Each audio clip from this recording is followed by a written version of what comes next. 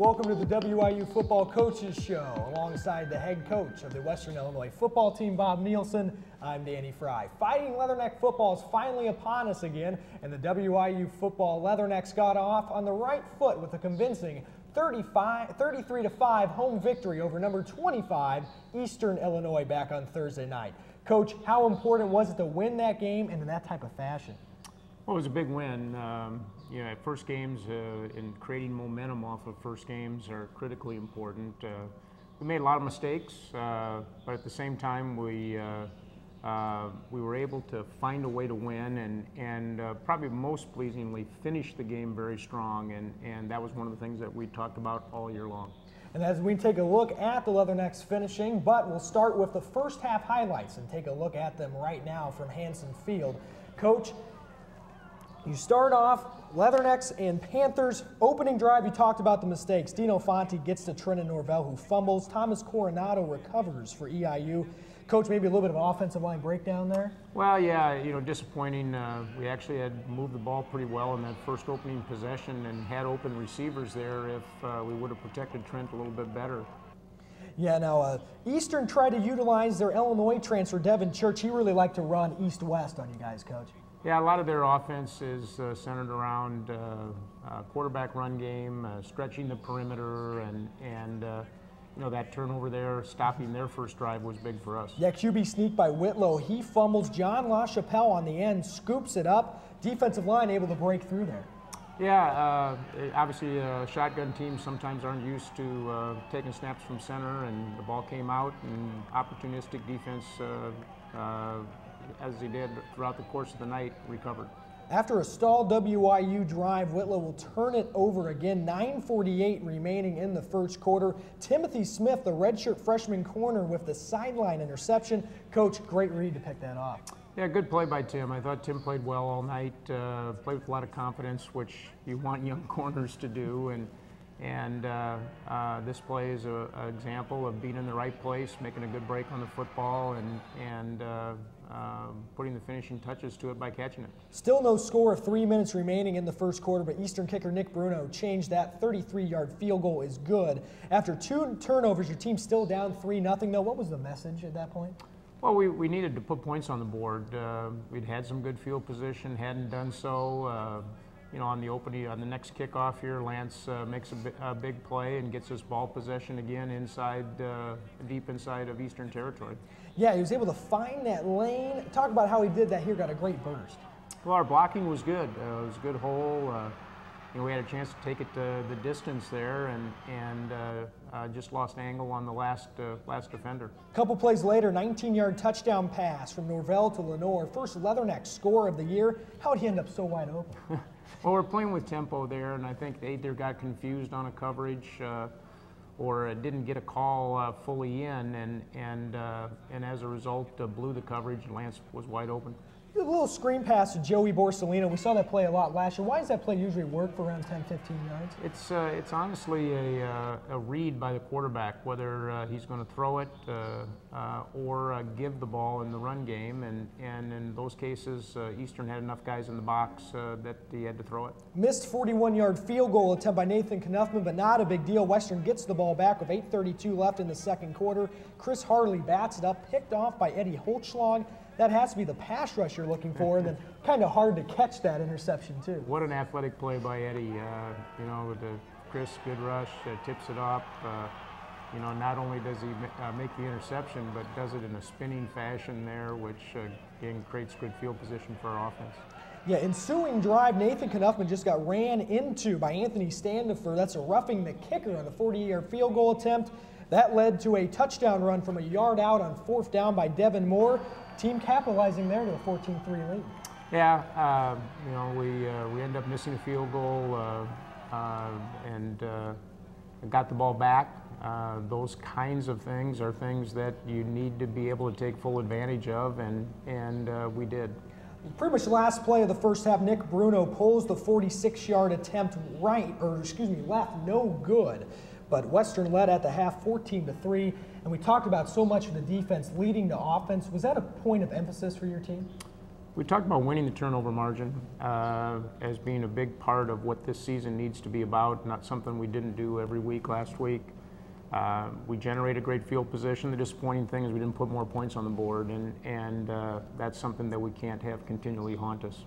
How comfortable were you thinking a 14-3 lead at half against a team of the caliber of EIU in the rankings? Well, we knew the game wasn't over, but felt really good about the way we played, particularly defensively. Knew that if we could come out and continue to play with that level of execution defensively, that we were going to put more points on the board. Yeah, and then with that EIU team, not saying you didn't expect to start like that, but were you pretty pleased with that effort? Pleased with the first half. Again, we made mistakes, and we knew we were going to make mistakes in the first game. We're playing a lot of young players. But we were able to minimize the way that those mistakes impacted us, either by making a good defensive stand after a turnover, or finding a way to come back after a misplay. And we've got to get those corrected. We've got to be a much more consistent football team, but step in the right direction. All right, stay tuned for the second half highlights. We'll be right back after this. You're watching the WIU Football Coaches Show. Western Illinois University allows you to think for yourself and to discover the freedom to become your own. Own it at Western. Build your own expectations and fill your own shoes. Explore an academic culture that adapts to you. Create yourself and inspire originality in an open and safe environment. Western Illinois University lets you make your own success story. Think purple. Think success. Think Western Illinois University.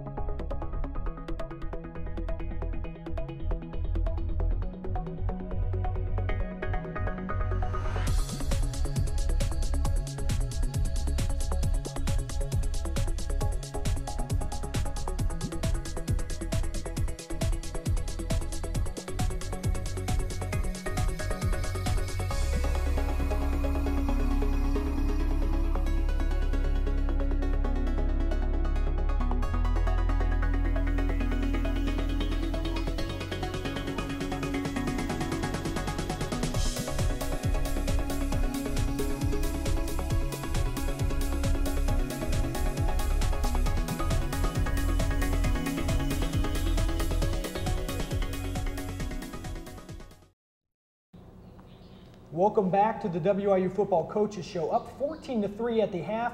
How are the 90-degree conditions and a lot of EIU players dropping like flies? How did that really affect things at halftime? Was your team dragging at all? No, I thought our conditioning was really good.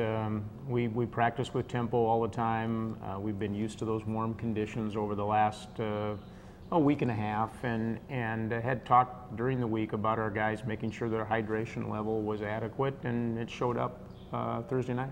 Especially later in the game, like you talked about in the second half. Time to dive into those highlights right now. Coach, gotta say I like your tie selection for the game. And starting off on the right foot again in the second half. First play, Eddie Holtzschlag forcing Whitlow to fumble. Brad Blumenshine coming off the edge with the fumble recovery. How's he fit in that spot so far this year? Well, Brad, as a senior, as a walk-on senior, has found a way into our lineup, and we're a pretty young football team at almost every position in the back seven. Brad, a very emotional player, and provided us some leadership there. Fumble set up a chip shot, 24-yard field goal by Knuffman. 13-10 remaining in the third quarter. Leathernecks up by 2 touchdowns, 17-3. Western's next drive helped by a multitude of 15-yard penalties by the Panthers, but Devin Moore pushed back and fumbles at the 5-yard line. Kind of seemed like a crucial play at the time, Coach. Yeah, disappointing. We pride ourselves in taking care of the football down in this area. We did a really poor job in that situation, and left points on the board, which was a common occurrence for us Thursday night. 4 minutes left in the third quarter, still 17-3. Western. Trenton Norvell throws an interception off his back foot to Dylan Chapman. She should have thrown it away or looked somewhere else. Yeah, poor decision by Trent there, just throwing that ball up for grabs. He had an opportunity, should have just pulled the ball down, and could have made a few yards running the football there. And that was his only interception of the night, and one that I'm sure he'd like to have back. Leathernecks need to get out of complacency, and Brett Taylor did just that, picking off Whitlow, taking it back to the house. How big was that play for momentum? Huge momentum play. We had just given up the ball, and Brett makes a great play in the exact correct place, great read on the football, and then our guys did a really good job of taking that return and spinning it into the end zone. Panthers trying to stay in the hunt at this point, down 20 points. They will block the extra point. It will end up in their hands, and they go down the other way. It reminds me of a similar play last year when Kevin Kinsel blocked and Martinez Davis took it back to the Dakota Dome. Yeah, the two-point touchdown has the potential to be a huge momentum swing. It was a low kick. We didn't do as good a job protecting there as we need to, and again, a mistake in the kicking game that has to get corrected. Yeah, good effort there by Sean McGuire to try and come down with it, the holder. But special teams made up for it. Lance Lenore will bust off a 42-yard return. Field position had to be a key factor in your guys' win on Thursday. Yeah, we dominated the game from a field position standpoint. Honestly, as a result, should have dominated the score even more. But a big part of what we talk about is field position football, generating scoring opportunities, and this punt return put us in prime position again. Yeah, it's nice when you also have a big back like Devin Moore who cruises into the end zone from about 4 yards away. The key to that play again were the big guys up front. Yeah, really well executed. We got down in here, and one of the tips we had on Eastern is they wanted to play coverage down in that 4 or 5 yard area in the goal line, so a running play up the middle against coverage really set up the touchdown. Into the fourth quarter, WRU leading 30-5. Quick slant to Lance Lenore. That play always works, and then a few plays later, Knuffman, who's almost automatic from inside 30 yards, boots a 27-yarder. That pushed the score 33-5. And that would be your final from Hanson Field as WIU starts off the season 1-0. Let's take a look at the box score. Trenton Norvell, 18 of 35, passing 189 yards in the air from him, 1 touchdown and that 1 interception. Lance Lenore, 10 receptions, 124 yards receiving and a touchdown. He was also the Stats FCS Special Teams Player of the Week. And Brett Taylor, the Macomb native, 6 tackles, 1 pick six. And on the visiting side for EIU, Jalen Whitlow had 153 passing yards, but 5 total turnovers, 3 interceptions, 2 fumbles. Devin Church, 6 carries for 43 yards. He ended up having a total of 72 yards. And Seth McDonald, big day on the defensive side at linebacker, game high 17 tackles. And he also had 2 tackles for loss. So, Coach, in the second half, the defense somehow managed to force more turnovers. Again, you got to like that defensive effort. Yeah, great effort. We got them to press being behind, and when offenses are pressing, they're more likely to turn the ball over, and that's exactly what happened. I think the one disappointing thing is, our ability to not score more points off of those turnovers. And, even though we look at a 33-5 win as being a big win, it could have been much bigger, and we've got to be a better football team. Yeah, you alluded to it, Coach. The WIU offense looked a little bit inconsistent. What's being done this week at practice to shore it up for the weekend? Well, part of it is continuing to let that young group in the offensive line blend together. We've had a number of injuries there throughout the preseason it's been difficult to get a lot of continuity going, and so we hope we can get some better continuity in practice this week with that offensive line group, and then get more consistency and more production out of the running back position and take a little pressure off of our passing game. And we were a bit up and down there with the running backs, and when you've got experienced players, they need to see things. They need playing time, and every week they're going to be better. You mentioned the running backs. You mentioned the play. Freshman Steve McShane was actually your leading rusher. Were you planning to use a true freshman that much? Really wasn't on the too deep scouting report there, but he definitely was pretty impressive. He's really had a good preseason camp and has really looked good. He's a guy you're going to see more and more as the year progresses, both as in regular down situations and also in some situational third downs. Yeah, we'll have more on the way next. You're dialed in to the WIU Football Coaches Show. Founded in 1985, the Missouri Valley Football Conference has established a tradition of FCS football excellence. Competing at the highest level at NCAA Division I, student athletes at its 10 institutions demonstrate character, passion, and integrity as they grow as a student, an athlete, and a citizen. The Missouri Valley Football Conference, where leaders are shaped and champions are forged. I always knew I would be a leatherneck. Western was the only university I applied to. The educational opportunities at Western provided me experiences and lessons in leadership and service. The faculty and staff at Western genuinely care about the students, and I know that choosing WIU is key to the beginning of my success story. Think purple, think success, think Western Illinois University.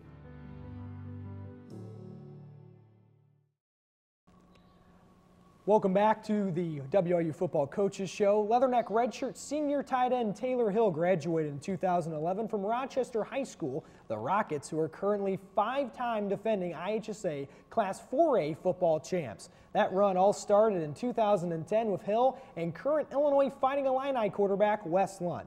Earlier, I had a chance to catch up with Hill and his high school coach, Derek Leonard. You know, even my freshman year, we were such a good class and we all matured really early, and people started talking about winning state championships when we were seniors and stuff like that. So, you know, we kind of had early expectations, and, you know, we really lived up to those too. That's the greatest team I've ever coached, and it's not even close. And that 2010 team was one of the most memorable groups and teams that I've ever been a part of. Wes Lunt, brother of former WIU quarterback Will Lunt, had talent in high school that his teammates and Coach Leonard saw right away. I knew as a freshman the way he threw the ball, you know, just how it came out of his hands, he was special. Now, he hadn't quite grown yet, so I was hoping he'd get to be Will's size. And then by sophomore year, you got taller than Will, and he was special. I knew as a sophomore, he threw like no one I'd ever seen before. Threw one of the best deep balls I've ever seen, you know, very poised, very smart. He was a really quiet kid, but, you know, a really good leader and knew what he was doing on offense. And, you know, Coach Leonard does such a great job with all the quarterbacks. So, you know, Wes was no exception. Lunt originally committed to Oklahoma State, playing his freshman season there, and then decided to transfer to go back home to Illinois. And Taylor Hill was on the recruiting trail. I tried to get him to come here, but, you know, he made the right decision for him, so I'm happy for him. Because of how deep the Rockets roster was in 2010, Hill played primarily as an H-back and defensive lineman compared to his current position at tight end. When I was in high school, I didn't think I was a very good football player. I always thought I was going to play baseball in college, but I remember I got my first offer from Eastern, which was pretty interesting. But, you know, like I said, Will Lunt was already here, and, you know, Coach Leonard helped all of us a lot. So I probably should have thrown to him more than I did. He'll probably tell you that.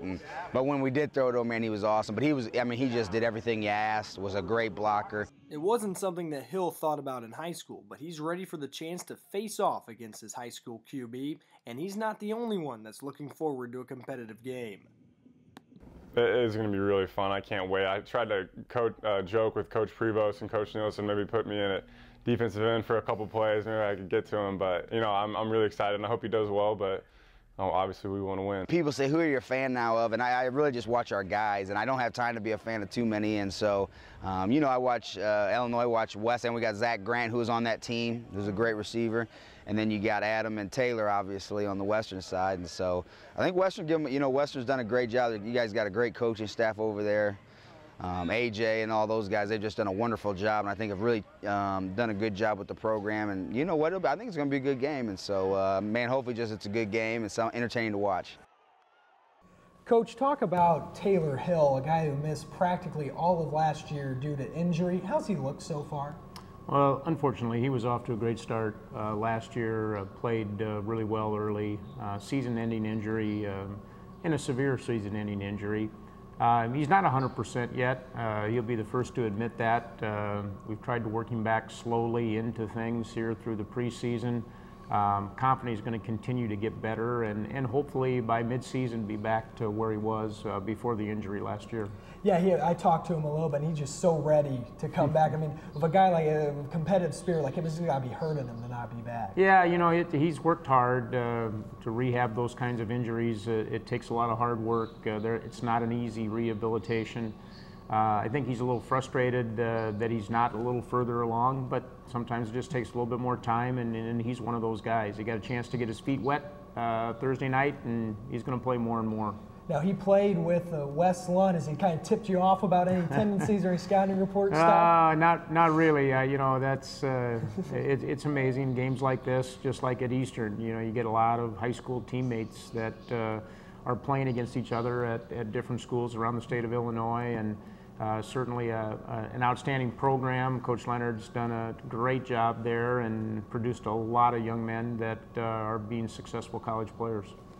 Let's take another break, but stay tuned, as up next, Coach and I will preview the matchup with Big Ten foe, Illinois. Music has always been my thing. I not only get to play it, but I also have opportunities to learn from award-winning guest musicians. My professors offered me the personal attention I was looking for in a music program and challenged me to reach my fullest potential. I know my experience at Western is just the beginning of my success story. Think purple. Think success. Think Western Illinois University.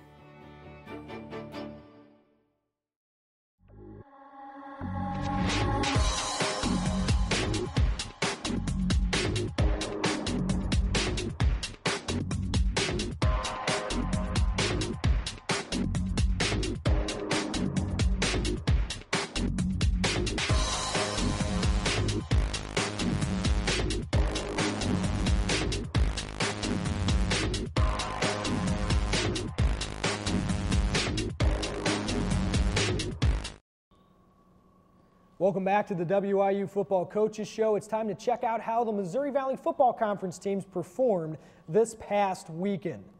Take a look at the graphics now, and North Dakota State at Montana, they lost that FCS Kickoff Classic, shown there on ESPN, 38-35. Of course, Western topping Eastern, 33-5. Illinois State with a little disappointing effort against Iowa of the Big Ten. They lost 31-14. Of course, the big one here, South Dakota State upsetting Big 12's Kansas 41-38. And in his Youngstown State debut, Bo Pelini loses a close game to Pittsburgh 45-37. Those are just some of the scores around the Missouri Valley Football Conference. This week, let's look at next week.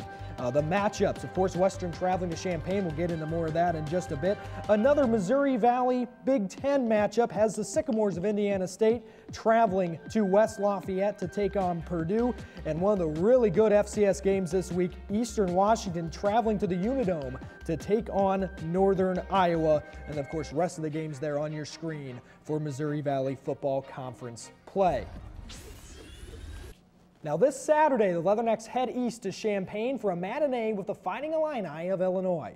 After weather pushed their home opener back, Illinois dominated Kent State 52-3. Coach, with everything the Illini have gone through this offseason, recent firing of head coach Tim Beckman, is this a team that looks distracted? I don't think they look very distracted Saturday. Dominated is truly the right word to use. You know, from the opening, from the opening kickoff, they scored at will against Kent State, forced multiple turnovers, capitalized on those, and really ran away with a big halftime lead. They're a very talented, very experienced football team, and going to be a huge challenge for us. Offensively, you already mentioned Wes Lund at quarterback, and he has a lot of evenly dispersed weapons. He threw 4 touchdowns last week. So how are you trying to stop those guys? No receiver last year caught more than 2 passes, or excuse me, last week. Yeah, well, they've got some big play threats. Josh Ferguson, the running back, both as a runner and a receiver out of the backfield. Geronimo Allison, one of the top receivers in the country, a big play threat on the perimeter. You just got to you've got to play good defense. You got to be sound in what you do. You got to make them work. You can't allow the big play or the big chunk of yards that they got so easily against Kent State. Now, defensively, the Illini are led in tackles so far by running back turned linebacker Lakeith Walls. It's always tough when you deal with an athletic player like that, and they got a lot of them there on that defensive side of the ball. Yeah, very experienced. I think they start 6, 7 seniors on the defensive side of the football, and guys that have played a lot of football for them. So it's going to be a challenge for us. So, we talk about lack of consistency against Eastern. We've got to become a more consistent football team against probably the best defense we're going to face all year. Yeah, kind of plan offensively lining up against Illinois, because it's going to be important to get on the board early. Well, we've got to be able to do some things that create some stress on them. You know, spreading the field, using multiple formation alignments. You know, they love to get to outnumber you in the running game, and so in order for us to have some success running the football, which is going to be important, you're going to have to do some things different formationally that create some stress and don't allow them as easily to get extra people to the football.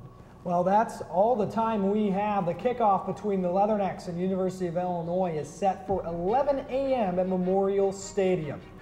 For Coach Nielsen, I'm Danny Fry. Thanks again for watching the WIU Football Coaches Show.